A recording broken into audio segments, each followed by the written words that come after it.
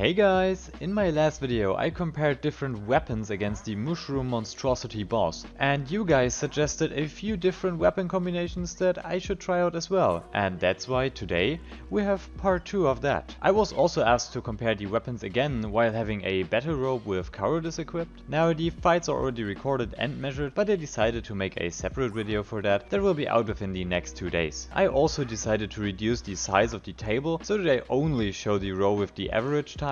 In my eyes this is the only relevant stat, and on the video you can see the individual times anyways. Now the first suggestion was to use moon daggers but with swirling instead of sharpness. I was pretty sure that the result would not be better. Just to remind you, the average time from the previous testing was 9 seconds point 44 for moon daggers.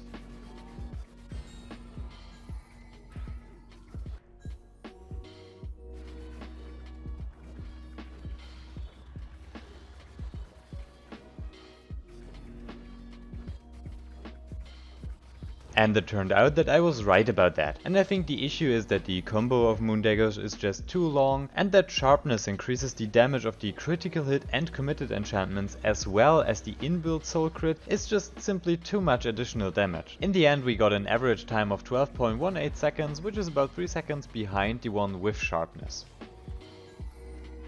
Next up we have the growing staff, but with one fire aspect instead of sharpness. Now I want to be honest here, I was absolutely confident that this won't be better, but if you ask for it, I'll test it. The last time growing staff didn't perform amazingly with his 10 seconds .87, but let's see how fire aspect performs here.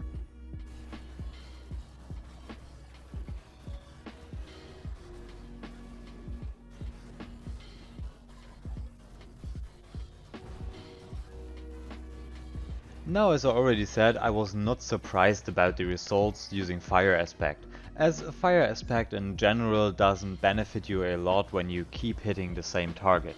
In the end, growing staff finished with nearly 14 seconds on average using fire aspect, and that is a solid 3 seconds difference to the previous attempt with sharpness.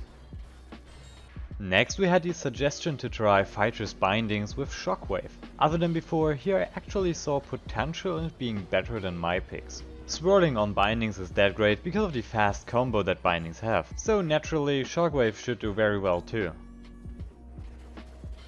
Now, bindings with shockwave did not better than the ones with committed, but also not really worse. In the previous test with committed, we had 9.43 seconds, and with shockwave it's 9.68 seconds. But with shockwave, Fighter's bindings are pretty decent weapons for mob clearing too. So I personally would prefer the shockwave variant, as it is really good in both situations. Then we also got a weapon suggested that we did not test before, the whirlwind. Now typically you would not think about an awesome mob clearing weapon to be useful against bosses, but on the other hand, whirlwind has a really high base damage, and with sharpness, critical hit and committed we might actually deal some decent damage against bosses as well.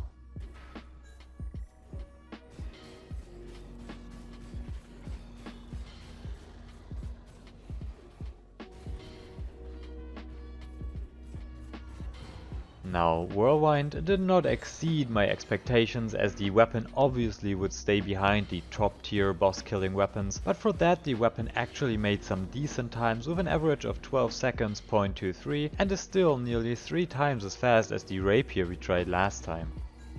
Then we got a second variant of whirlwind suggested with swirling instead of sharpness. This enchantment set was what I used to run on my whirlwind since Jungle Awakens, and I was really satisfied with that the whole time. So obviously I had a pretty good idea of how well this variant would perform.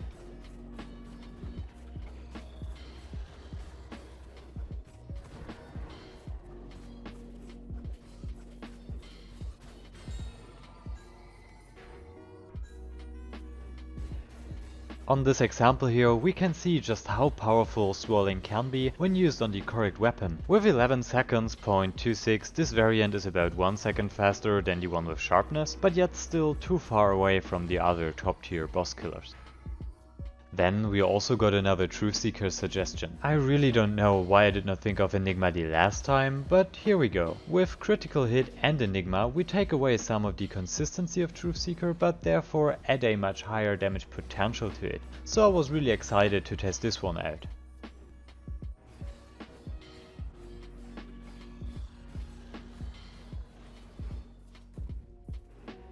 my variant had an average time of 11 seconds, 0.71, and as it seems this variant with an average time of 11 seconds, 0.48 is about as good as my variant was. I think this is really up to your taste. If you want this weapon just for boss kills, I think this version here might be the better choice for you.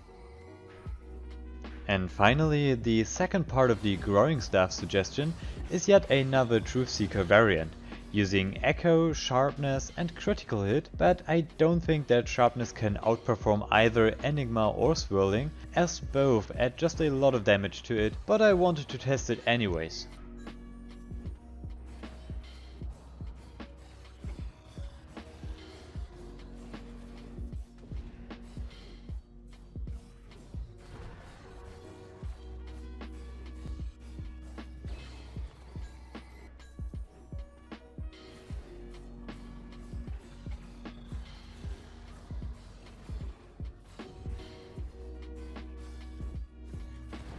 And this Truth Seeker variant scored with an average time of 13 seconds, 0.62, and with that it is the second worst, just a tiny bit faster than the growing staff with fire aspect. And with that we saw everything for today, which also means that we found no weapon yet that would beat the pickaxe. Now as I said, I did tests using a Splendid Robe with Cowardice. For that I selected the best weapons from these tests, plus a few others where I thought that they might benefit a lot from the damage increase, and measured them again, and you will get this video very soon. Now until then, thank you all for watching and see you next time.